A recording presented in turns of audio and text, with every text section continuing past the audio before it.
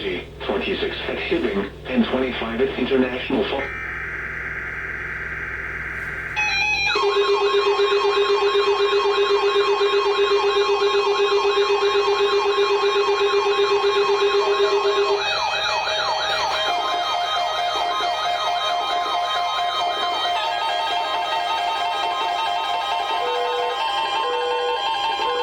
The National Weather Service in Chanhassen, Minnesota has just activated the warning alarm on 13 NOAA weather radio stations across central and southern Minnesota and west central Wisconsin. During dangerous weather situations, these specially built radios are automatically activated to warn for the hazard. Tests of these radios are normally conducted by the National Weather Service in Chanhassen every Wednesday at 1 p.m. If severe weather threatens the area near the normal test time, the test will be postponed until the next good weather day.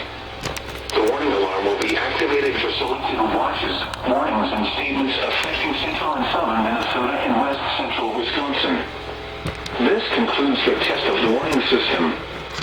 We now return to normal programming.